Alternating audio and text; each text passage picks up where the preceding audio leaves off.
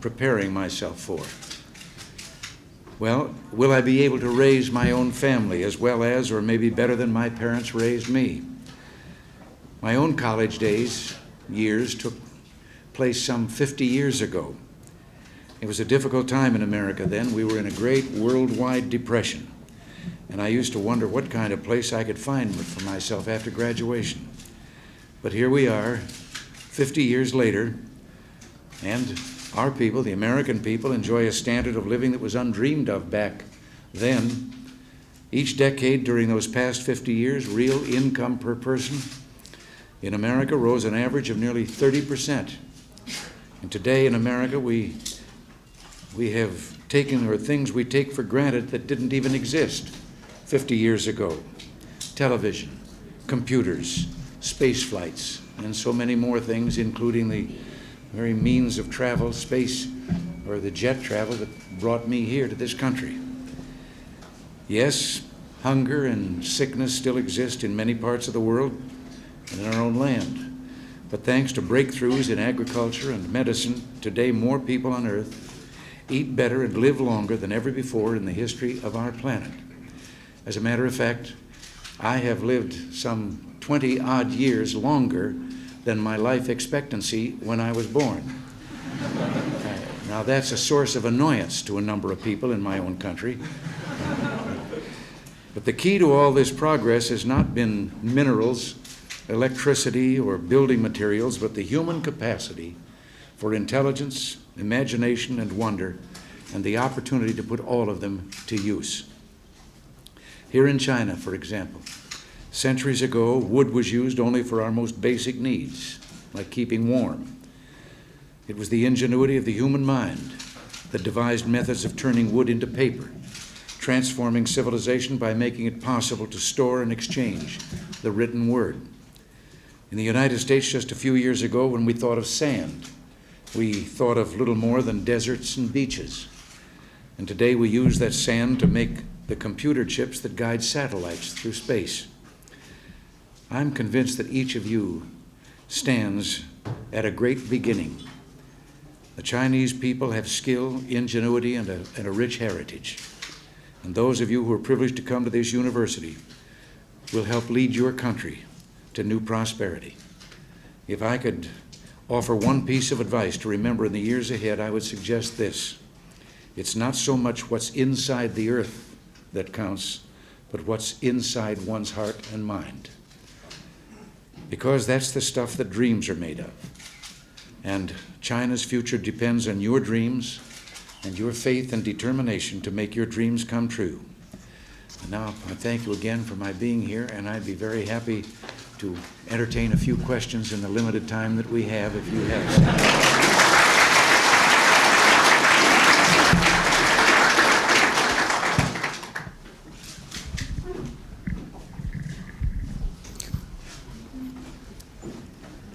Respected Mr. President, just now you recalled your life 50 years ago when you were young.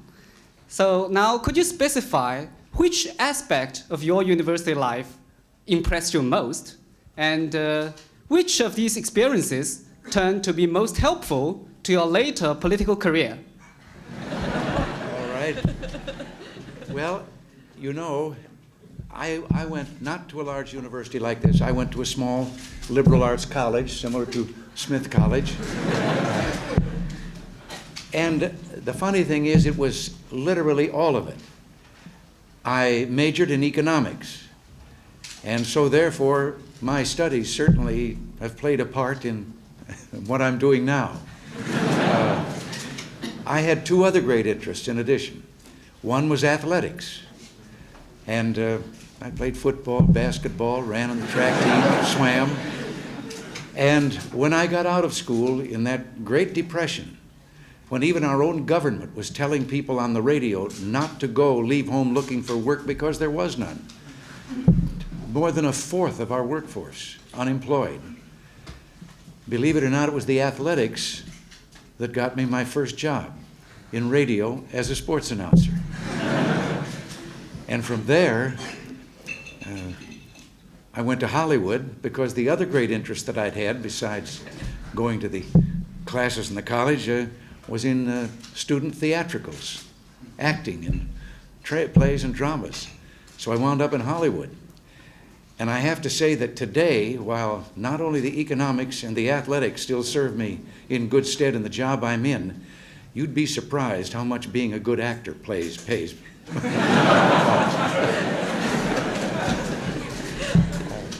Someone else?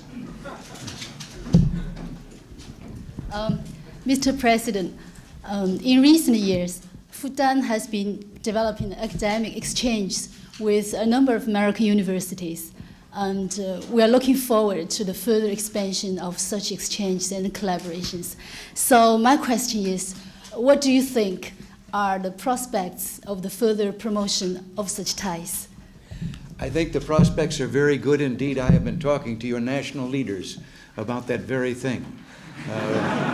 We have more than 10,000 of your students in our universities and colleges in America right now. A lesser number of ours are here, but we discussed this whole thing of making this exchange even better and more even, and definitely want to continue it. And I had the opportunity just before leaving to come here of meeting with about a dozen of those 10,000 who came to the White House, and we had an opportunity to visit. And they're fine young people, and you'll be very proud of them when they come home. Yes? Mr. President, just now you mentioned the role of young people in the progress of the world. And I think the future of the world belongs to the youth. And we Chinese young people are confronted with the task of realizing a modernization program and maintaining the world peace. So I'd like to know how the American young people are preparing themselves for such a changing world. I think they're doing it very much the same as you are right here. There was a period when there was a kind of rebellious spirit in our land, and many young people, not a majority, but enough of them to make quite a crowd, were somewhat disillusioned, and they wanted to throw away all the values of the past, all the things that we've learned to believe in. And you know, this is true of every generation. We all think that the generation that went before us didn't quite do things right, and we were going to make some changes and all. But be very careful. Don't throw away the values that have been tested through time and that have proven over the centuries that they are basic values essential to civilization and to what we call civilization. There is, since that time, and I see it here also, there has been a change, and our young people all over America are determined to make a place for themselves in the world of tomorrow. They're working hard, they're serious about it, and I think there's been a return now to acceptance of the basic values that have always made for civilization. And you have to remember this also. Every generation stands on the shoulders of the generation that went before. And so you see farther because you're standing taller than we did and can look farther. But at least give us the credit that you're seeing farther because you're standing on our shoulders. Don't settle for the same level of view that we have. Realize that you are to look on and beyond and progress.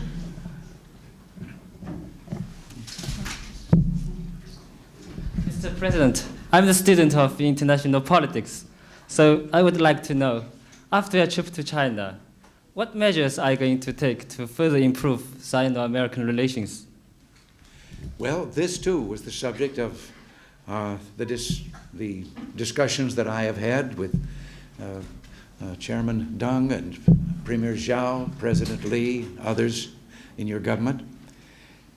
We signed this morning some agreements that had to do with commerce and trade and broadening the ability for exchange and for partnerships such as the one that I just visited here in Shanghai when I arrived before I came here, the Foxborough Company, which is a partnership between the People's Republic and the Foxborough Company of Massachusetts in our own country. We talked of all these things as to how we can broaden the base of friendship and understanding and knowledge of each other.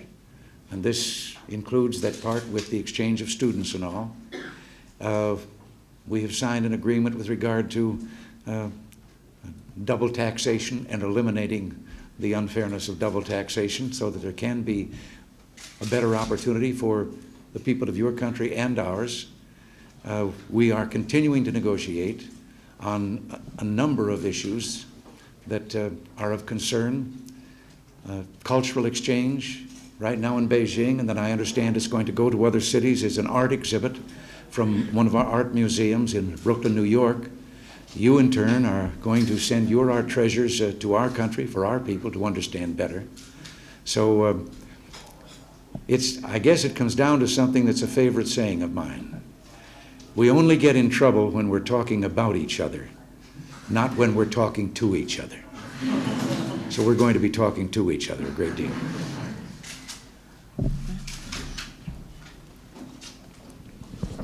Mr. President, what part do you think the American universities have been playing in the development of science and technology in the United States?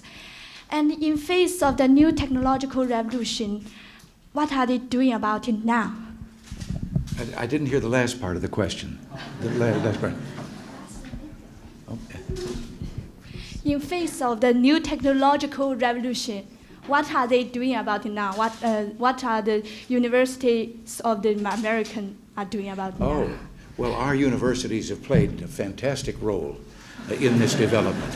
The research that is conducted in our universities, and there is someone right near to me right now who knows a great deal about that, because in addition to Smith, she also went to the Massachusetts Institute of Technology, one of our great technical and engineering schools, and I think could give you all the information that you would need about the research that is going on in our universities. That they have been the center of research in our country, and the future is unlimited. It's I was talking to the mayor on the way over here today about his generation and mine. He's a few years younger than I am, but we're still the same generation.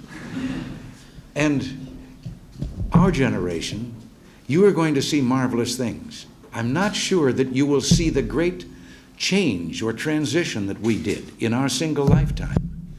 Because when I was very young, living in a small town in America, you traveled in horse and buggy. I can remember my first automobile ride. There were no airplanes then. There was no television, there was no radio, and there was certainly no travel in space. But we have, in one generation, we have gone from horse and buggy to the moon in a spaceship. And all of that, those are the building blocks that you have with which to go forward from here. And don't be afraid to dream. Then make your dreams come true. Someone else? Mr. President, your China trip will soon come to its end. Could you tell us what impresses you most during this visit, and what impressions you especially want to convey to American young people when you are back home? What impressed me most? I'm still sorting it out. It's a kaleidoscope. One thing above all, and that impressed me, and almost before we got to the guest house in Beijing when we flew in the other day, was the warmth and the friendliness of you, the Chinese people, toward us. It was a most, and has been a most heartwarming experience ever since we've been here. We shall remember it for a long, long time.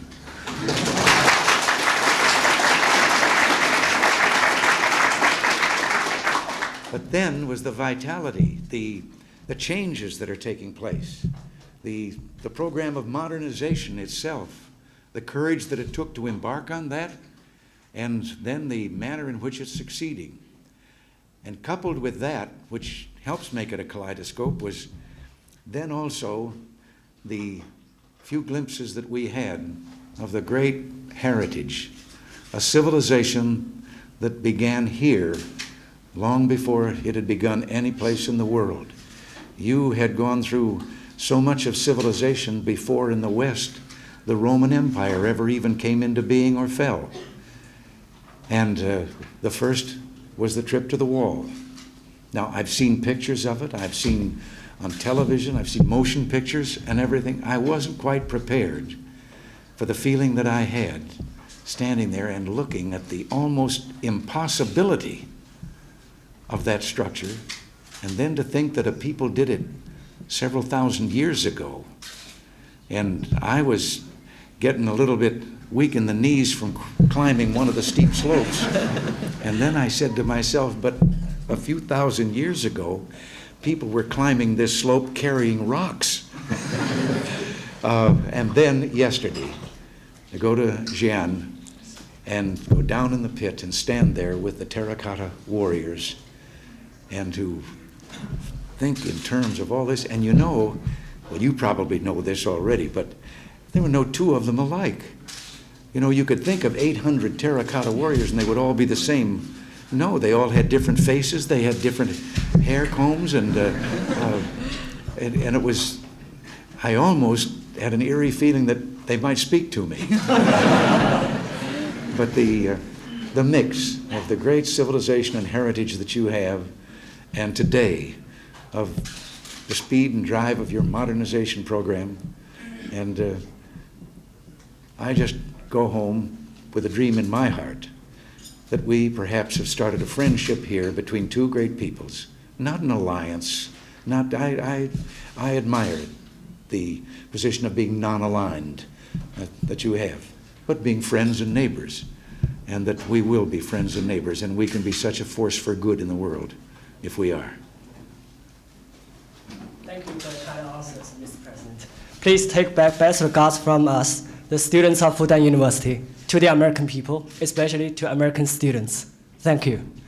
Thank you.